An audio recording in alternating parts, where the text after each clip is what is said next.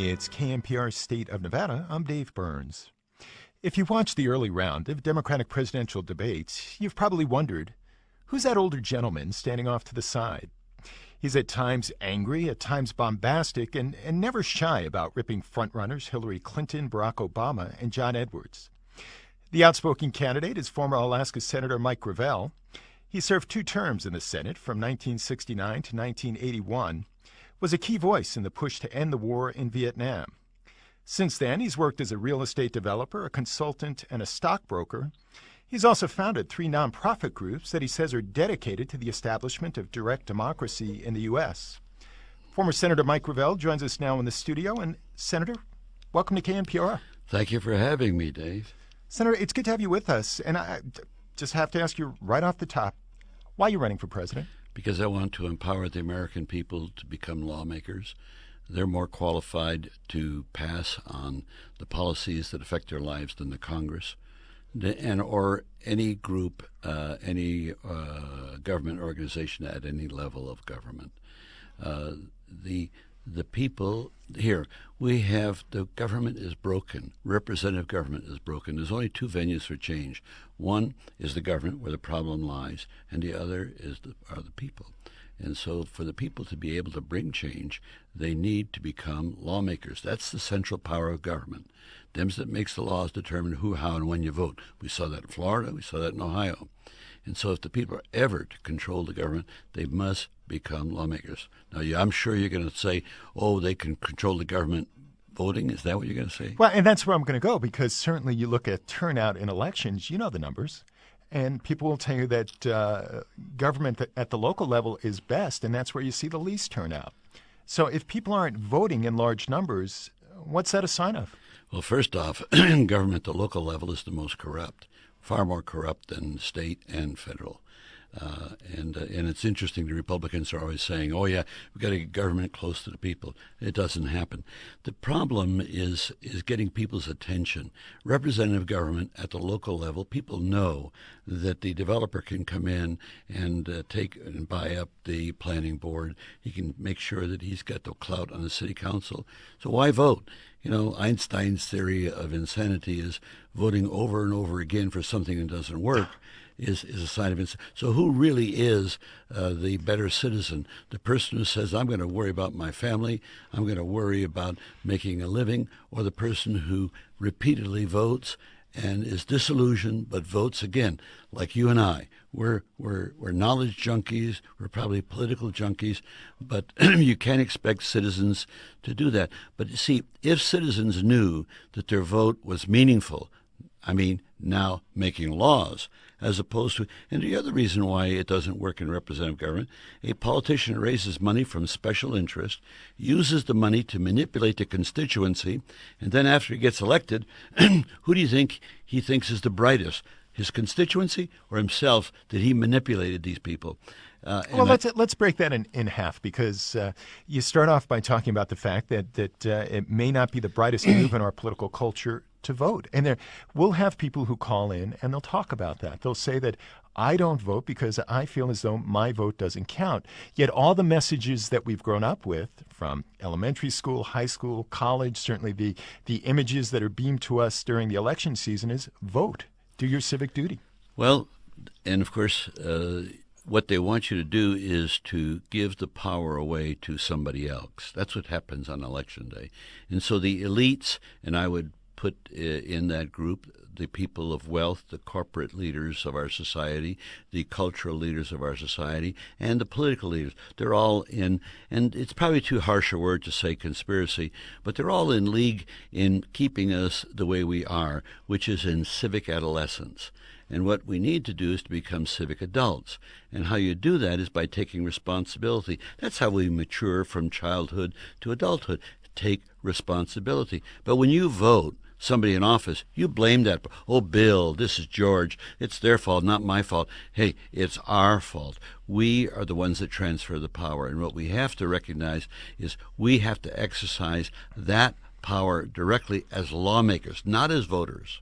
So in essence, are you talking about this Greek theory of democracy where people come together. You smile as I say this. People come together and they make decisions on the local level, and there's wisdom from all of us having this sort of discussion? More wisdom than in the body politic. More wisdom. People are smarter than their leaders. We just don't accept that. Now, there are reasons why, but it is the Greek experience. The problem, the benefit right now is we had the technology to be able to amass not only all Americans, we could amass the world into a decision-making process, a new form of governance. What I'm talking about when I say we need to empower the people and bring them into government as partners with their elected officials. We're not throwing representative government out. We're saying bring the people in. They'll take care of the policy issues, and representative government, the elected officials, they can better deal with the day-to-day operations of government. So it's a win-win, and we add the fourth check to our system of checks and balances, because the three do not work when one party controls them all, which we've seen for the last 6 years. And when the Democrats were in power, it was the same thing. And so, but you can't co-opt the people. And let me give you a reason. Well, but before you do people want government to be active? Do they want it to push change? Because it seems as though a lot of people like the old saying, that government which governs the least. And the idea that you get gridlock, people may rip that, they may criticize that, but when you have the Democrats and the Republicans essentially nullifying each other at the national level, the state level, the local level, it seems as though a lot of people actually stand up and cheer because they say there isn't any change. They aren't passing laws. Life continues. Well, it's very true, and you have to understand that the only way you're ever going to have a handle on the growth of government is if the people are in power. People are more conservative than their leaders, whether it's a Democratic liberal or a conservative Republican. Government is always growing, because when a problem arises and you come up to me and I'm an elected official, I want to please you. Well, let's pass another law. People don't buy into that. People are conservative. And the reason, and we have records of this, we've had in the last 100 years, people have passed more than 1,000 laws, very conservative in nature, and no different than what would pass in elective bodies. But when it comes to fiscal matters, the people put the elected officials to shame. Because why? They know it's their money, and they know that you don't have to pass a law every time there's a problem. Sometimes it's the benign neglect solves the problem. Sometimes let other institutions in our society address the problem. So people know that, and what is sad is the leadership doesn't even understand that. When I talk about empowering the people to make laws, I doubt that there's a member of Congress that even understands that, or the media. Well, let me throw one name out at you. And if you're just joining us, we're speaking with former U.S. Senator Mike Gravel. Of course, he's a Democrat running for president. If you want to jump into the conversation, 258-3552, 258-3552. Any questions, thoughts, the message that government doesn't necessarily want to hear from the voters, doesn't necessarily want to see people, of course, mobilized. 258-3552. You can also email us at son@knpr.org. All right, so you get to this concept that people are conservative, that they don't want as much change as their elected officials. I'm even reluctant to use the term leaders, because I think that implies a sense of passivity on the part of the voters then. I don't quite understand what do you think, when you were in the Senate, did you think of yourself as a leader, or did you think of yourself as a delegate, somebody who represented the people who put you there? I led. You led. When I released the Pentagon Papers, I thought I might go to jail. I filibustered for 5 months to end the draft. I stopped the nuclear testing on the North Pacific, which was going to possibly contaminate the fisheries and the food chain of the North Pacific. All right, but you talk about the arrogance of leadership in a sense, and respectfully, is it arrogant for you as a U.S. Senator to take the lead on an issue? Are you necessarily getting ahead of the voters, getting ahead of the public? Many times, yes. In fact, that's the responsibility of an elected official because he's working full-time or she's working full-time to acquire knowledge that maybe the ordinary citizen doesn't have. Well, what you do is you communicate that knowledge. But politics is designed that you tell the people what they already know, and so you curry favor. What you ought to be doing is telling the people what they should know, not what they already know. Let's get some listeners involved. 258-3552. Rob in Henderson. Rob, you're on with Senator Mike Gravel. Senator Gravel, it's a pleasure to speak with you. Thank you. The reason for my call is that I've given some money to the Edwards campaign, and I really like John Edwards, but the truth of the matter is I actually like you a little bit better. Please give me some money, double what you gave him. Well, that was my question. My question to you was, nobody wants to put their money behind something that isn't going to go to the mat. And I wanted to ask you, if I did give to your campaign, would it be worth it? Boy, that's a great question. Let me tell you, is it worth it? What we need to start happening is if you believe that my views, my words are substantive and should have a hearing and should be part of the American leadership, then shame on you if you don't give to me because you're not advancing what you truly believe in your heart. Because what you're articulating is that you believe what I say more than you believe in Edwards. And so you've been giving Edwards thinking he's going to win. I got to tell you, he won't win, Hillary won't win, nor will Obama. I will win, and how I'm going to win is with people like you who will shape up and put your money where your mouth and your intellect and your moral views are. And that's what I'm standing for, and I think that's what you identify in me. If I said it too harshly to you? Nope. Thank you. Rob, thanks for the call. Rob, double your bet. Senator Gravel, you say that Edwards, Obama, Clinton, they're not going to win. Now, respectfully, you're barely a blip in the polls. Not so. That's not so. I'm number 3 on the internet, however that is measured. And young kids are the ones that are waging. Ron Paul on the Republican side also is ranking very highly on the internet, but in terms of broad-based support, pollsters and others would say it's not out there for you or Congressman Paul. Dave, the American people haven't even focused on this election. We're playing in the sandlots here, and then we'll be going. People won't focus on this election until next November. And so now we're getting our training. Can they keep up the celebrity nature they have? And can the media continue to push them in front of the American people when the American people realize that the government is broken and these people are politics as usual? Here, we all know that money in politics is the corrupting agent. And so what we have now is the media pushing the celebrities who have the most money, quote, the most corrupt. They've sold themselves heart and soul, and I keep saying, follow the money if you want to find out what they're going to do when they become president, and that's not what the American people want. You said during one of the recent debates, and this had a lot of play on the internet, and you said, I've got to tell you, after standing up with them, some of these people frighten me. They frighten me, talking about your opponents in the Democratic primaries and caucuses. What did you mean by that?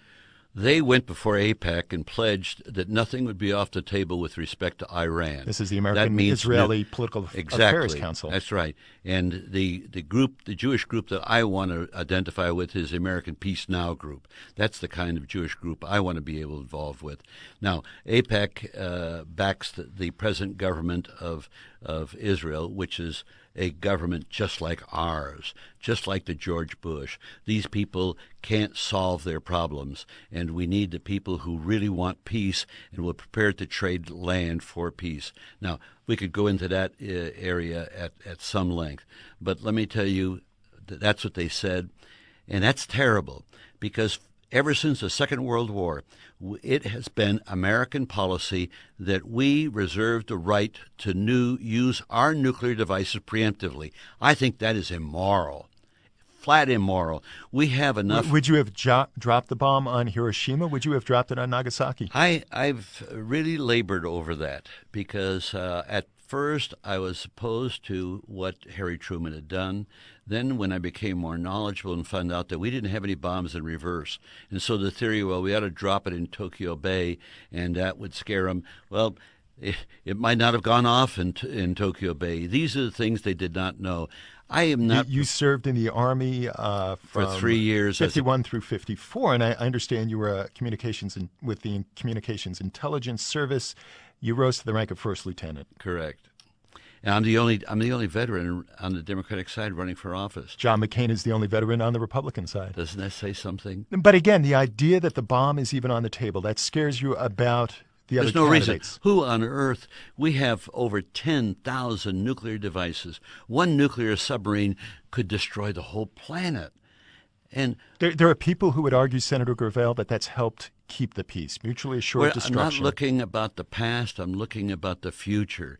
We could discuss the past ad nauseum. What counts is who are we prepared to nuke? And this is what I asked Obama, who wasn't smart enough to keep his mouth shut in this interchange.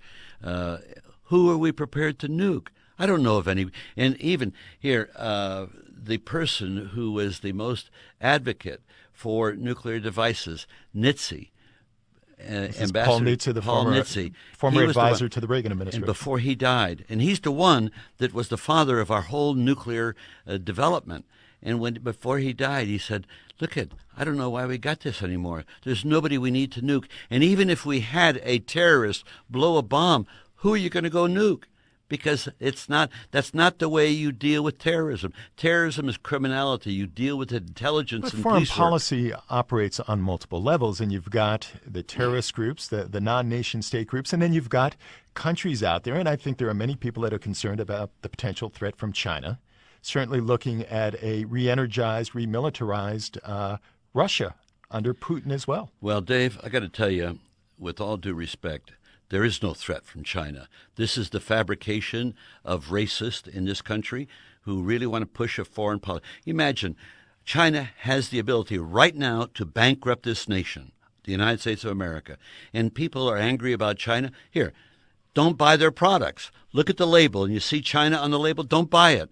But don't tell me that we got a problem from China when you want to buy their products, because they do a good job in many of their products. Rumsfeld moved a bomber group to Guam as a threat to China. We turned around, and we have nuclear devices pointed at China. Why? What have they done to us? And Senator Gravel, you said during a recent debate, quote, "We have to have a president who has moral judgment.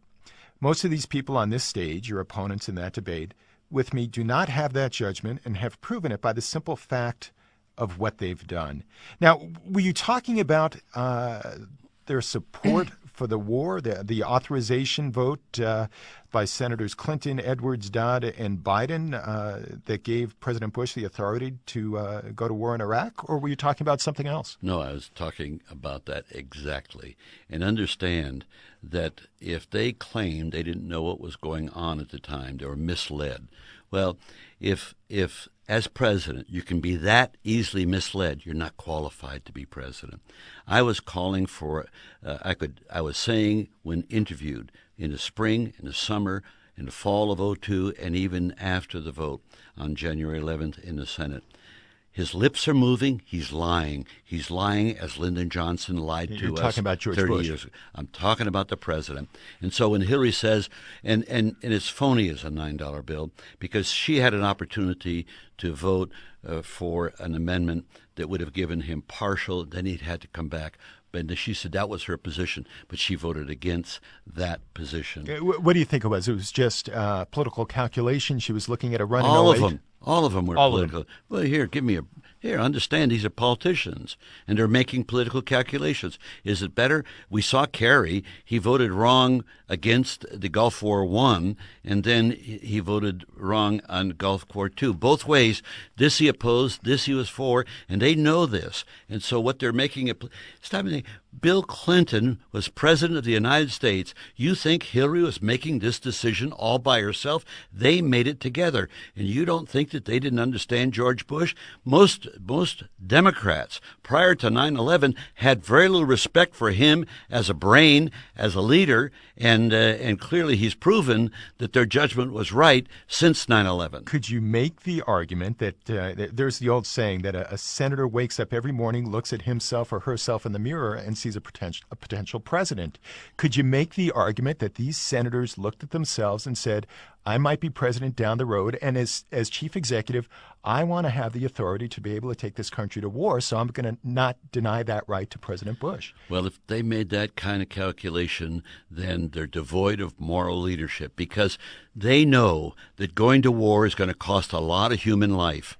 We have, and I've repeated this in the past, the 3 million Southeast Asians that died in the Vietnam War and the 58,000 Americans died in vain. That country now has most favored trading nation status with us. You can go to a Baskin Robbins there, and it's still a communist country. Now, our soldiers in Iraq are dying in vain, and the Iraqis are dying in vain who suffer the consequences of our act. Now, we can end that, but we're not ending it. And here, you're right. I said that anybody who voted for the war is not fit to be president. I now include Obama, because he's not sure he can say, oh, I was opposed to the war. He got opposed to the war after the vote. But here's what he's saying. He doesn't have the gumption to stop and lead in the Senate, because they could end the war now if they wanted to. Senator John Warner of Virginia yesterday, the former chairman of the Armed Services Committee, called for a withdrawal of some U.S. forces. Once you're rolling your eyes as I say this, once the president meets with Generals Odierno and Petraeus to talk about this, and he's called for a start. 5,000 soldiers, 5,000 troops withdrawn. He's saying that would send a strong message to the Iraqi government that we're not there forever. What do you think? I think they're dead wrong.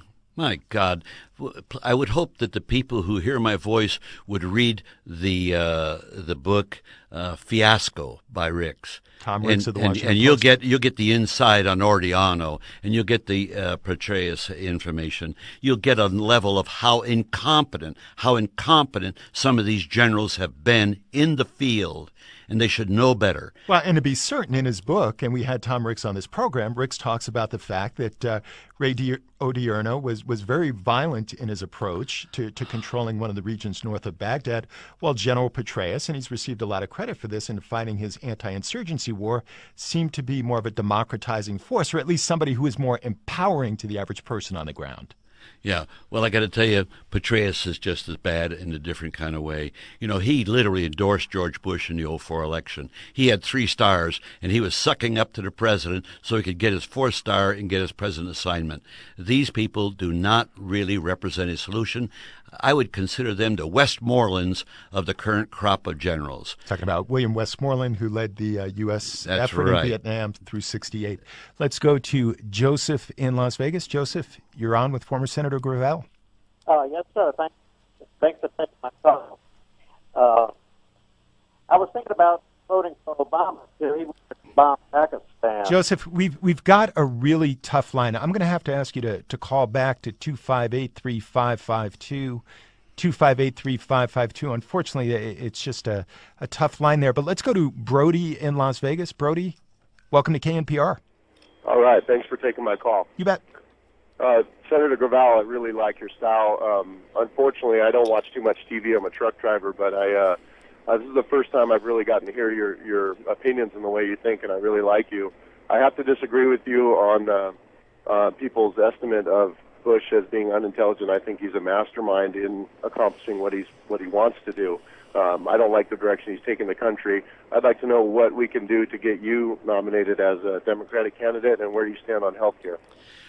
I stand for universal health care using a voucher system that will permit you to buy health. Well, you'll get your voucher. It'll be paid for by retail sales tax. I could go, and you'll have the freedom of picking your own doctor, picking the hospital, whatever you want, and it'll cover, and everybody will be covered equally.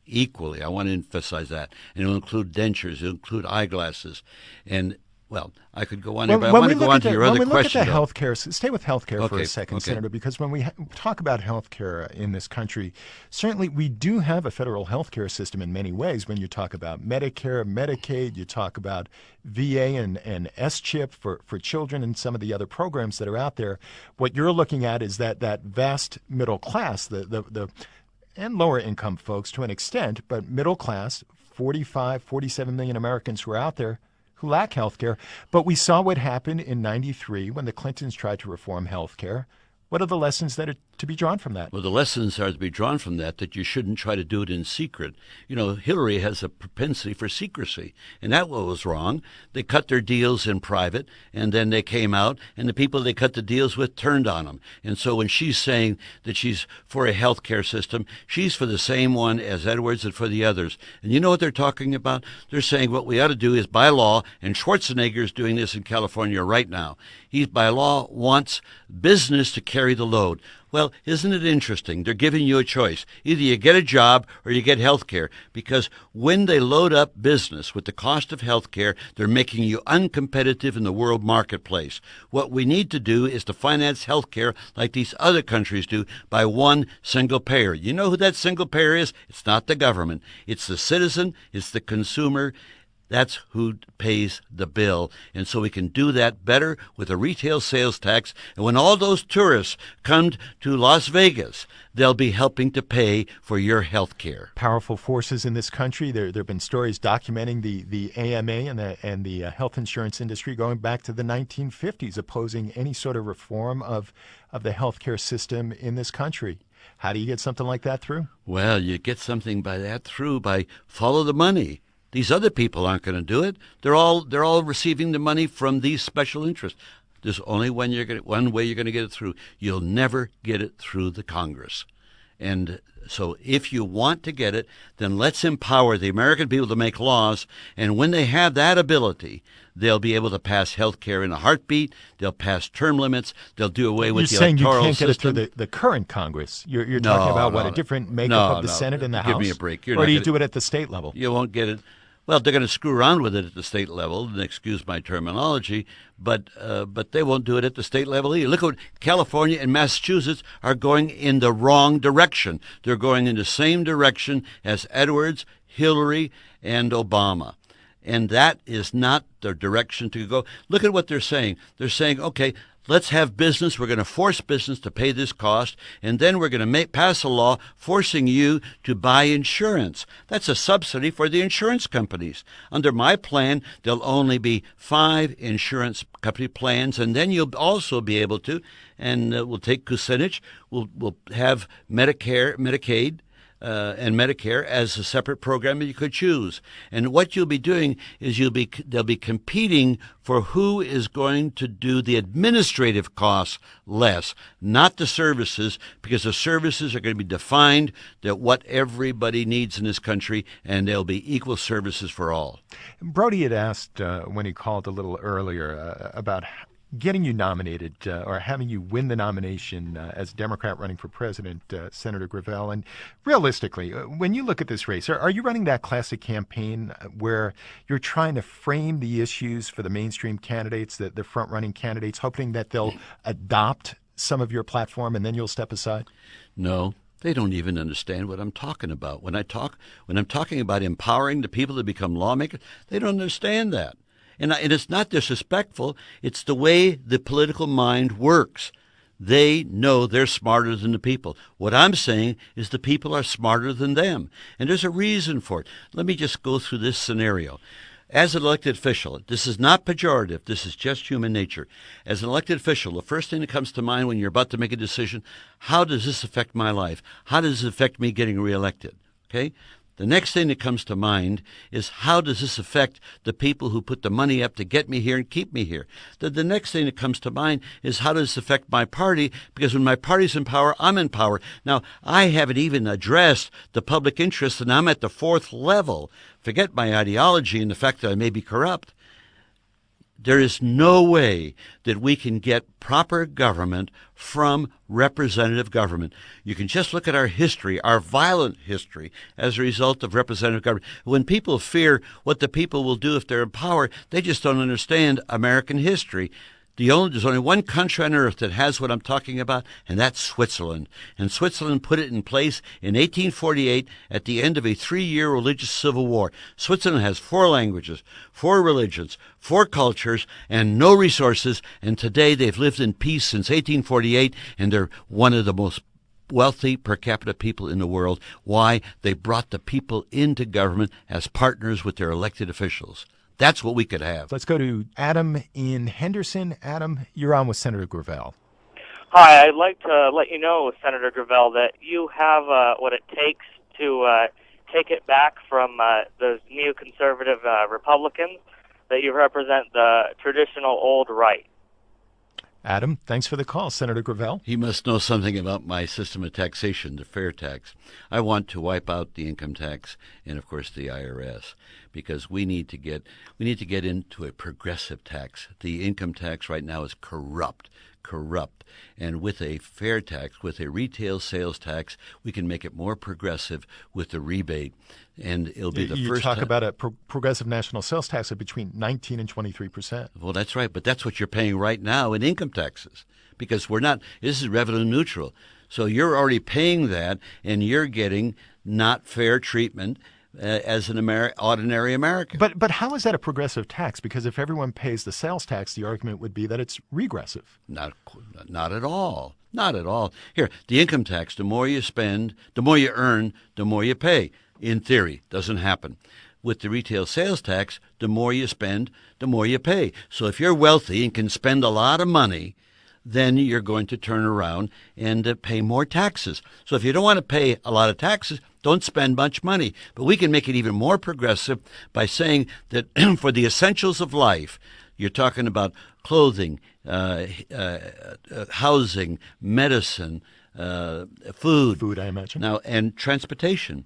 So you can say we can compute what that cost will be, that tax will be for the next month for you.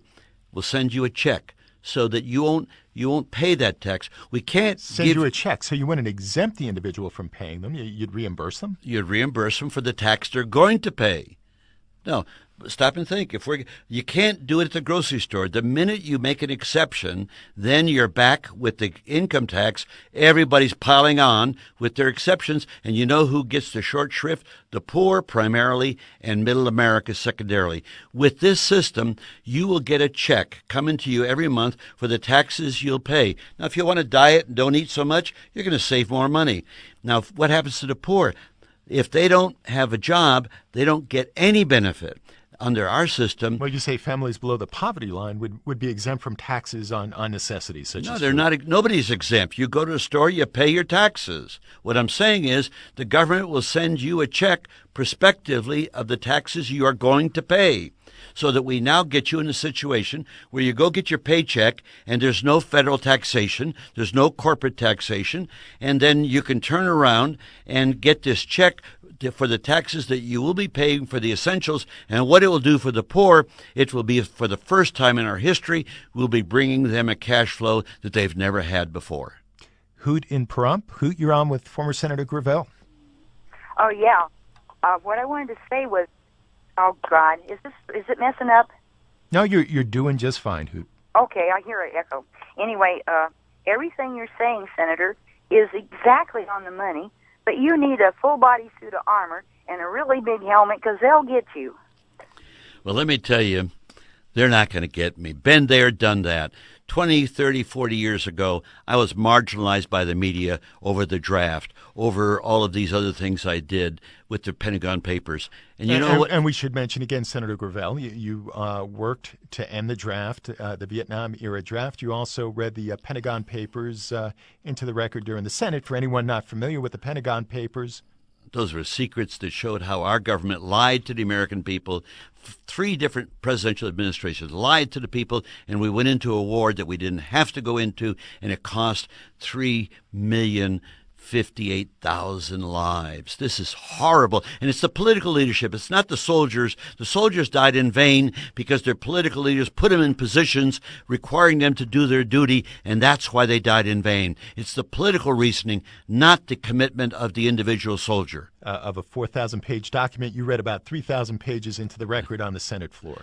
No, not in a subcommittee. I was a freshman, and I had this Buildings and Grounds subcommittee, and so I was able to use that power to enter in the record. But Hoot says that you need to lay low, that the concern is by talking about power, by talking about money and the political structure in the way that you do, maybe endangering yourself physically, but certainly, economically, politically. Who cares? I mean, if you're not prepared to take the gambles of leadership, you don't deserve to get in there. Harry Truman said it right. If you can't stand the heat of the kitchen, get the heck out. But that also leads to a style. And you've said this to people recently. You said this to me before we got started today, that you feel that you have to need to tone it down a little bit. That even some of your advisors have said that, Mike, you've got a message that resonates with people, but the tone is too harsh. Well, no, you got to distinguish between the tone of anger, which I'm trying to get a handle on, because they make me angry. I mean, I want more from my country than I'm getting, and that makes me angry. But I got to tone down. But people can detect the passion.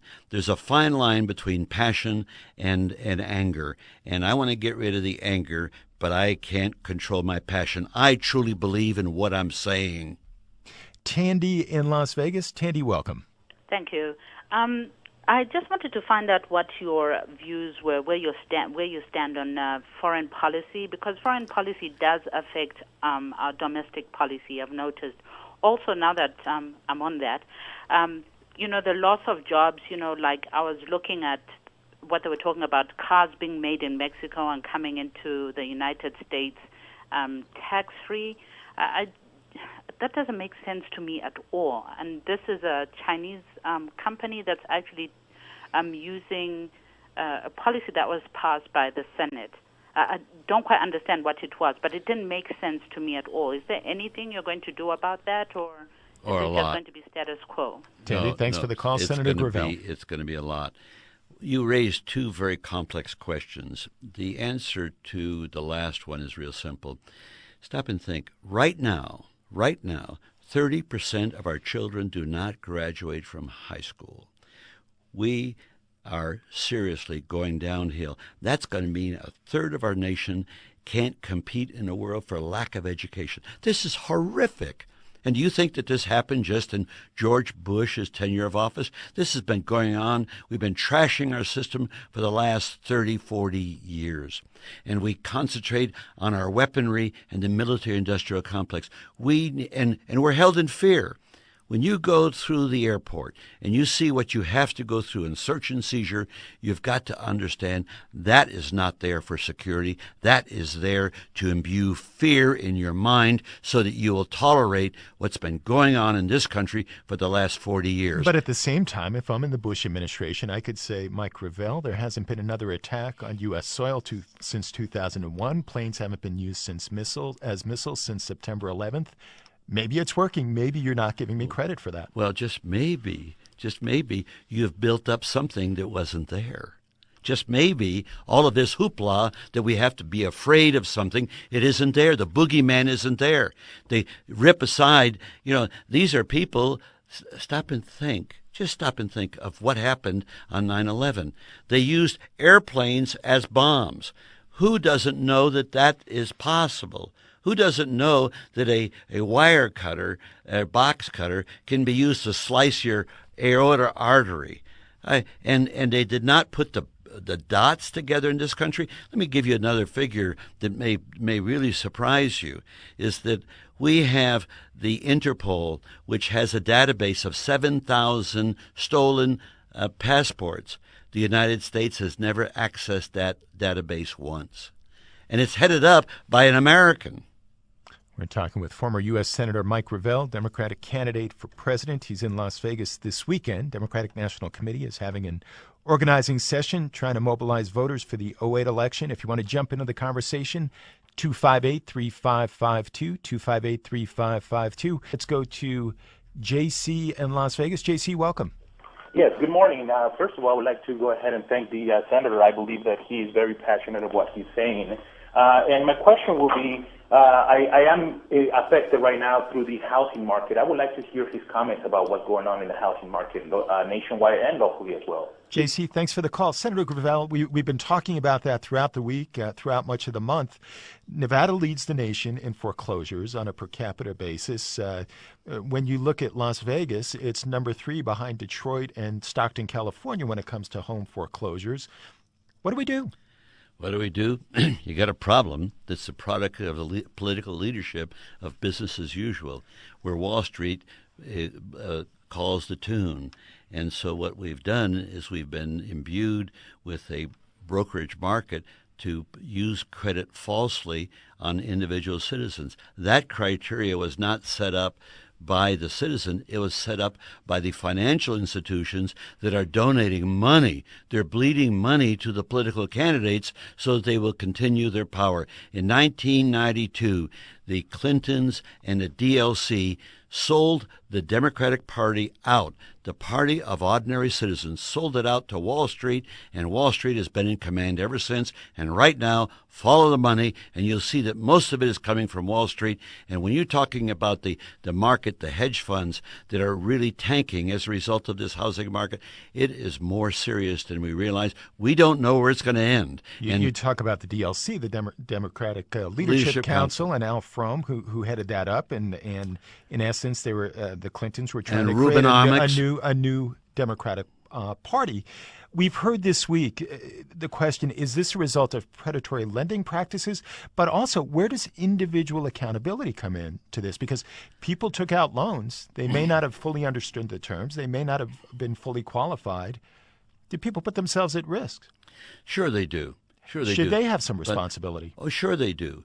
That's why we have a problem in governance, and why I want to make them grow up and realize that there's no free lunches here. And so they may have thought that there was going to be a free lunch on a mortgage and that the property value is going to continue to appreciate and they could cash out.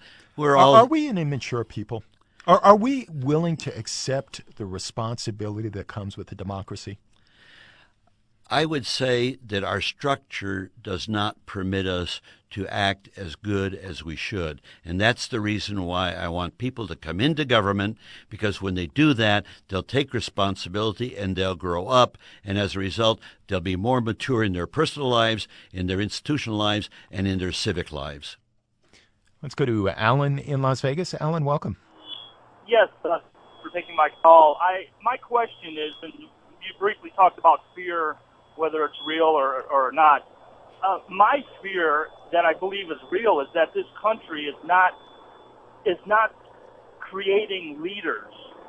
And what is it does the senator think we need to do as a country to create and build new leaders for our future? I'll take the question off the air. Alan, thanks for the call. In fact, Senator Gravel, we have just a couple of minutes left, but you recently told George Stephanopoulos that, quote, I'm a tough leader and I'm going to hold all of these other people accountable. They want to be president. Let them show their bona fides to be president, but your concern is that they're not leaders. Of course they're not. And they haven't proven that they are. They've proven that they're a bunch of wimps. They turned around and gave their power away to George Bush to go to war. Does that show you leadership? They had the capacity to end the war, and they're not doing it. Does that show you leadership? I'll tell you, look back at my record 30 years ago, and you'll see leadership that was marginalized by the mainline media that, boy, I was a loose cannon. Well, I got to tell you, the leadership I will bring to the presidency, you will not believe. I will turn this country around and do a 180 going in the direction of what the people need. And the only way I'm going to do that is if the people are partners with me in making laws. I will just have one vote in the initiative process, and anybody who hears my vote can cancel my vote. But we need the American people to weigh in here in partnership with their elected officials. The people are qualified to vote on all of the policy issues that affect their lives. They've got to realize this. There are many people that would say we've just gone through 20 years of divisive politics. Lee Atwater, Karl Rove, Clinton, family politics, where wedge issues were the rule, that this country has been divided in many ways, that we need somebody to bring this country together as president, not divide this country. What I hear is an aggressive tone and an aggressive message on your part. Very much so. And fine, it's okay to talk about bringing the Congress together. They're part of the problem. It's to bring the people together in a leadership role, setting policy for the nation. The people is where the answer lies, not with the people running for president or running for Congress. Senator Gravel, we just have a minute left. I've got to ask you very quickly about your YouTube commercial. You're airing that commercial that's created a great deal of buzz. You stand in front of a camera for about a minute. You stare into the camera. Then you throw a rock into a lake. You see some ripples on the lake, and you walk away. No words are said. This is a metaphor for every single human being, and I'm flattered that these young people thought of it and applied it to me. And that was very simply that you fix your mind as to do something significant with your life. You go do it. It causes ripples and affects other people in society, and then you march into oblivion. That is a metaphor for every citizen of this country, and certainly a metaphor for a person running for president of the United States. Former Senator Mike Gravel, Democratic presidential candidate, thanks for taking the time to come in. Thank you for having me, Dave. And thank you for joining us. Our producers, of course, Rich Copeland, Carolyn Cressa, Alicia Barney, Ian Milcrest. Brian Bayhuth is our guy in the north. Finn Keegan's our webmaster. Noel Navarro is our intern. I'm Dave Burns. You can find a rebroadcast of this hour at our website, knpr.org.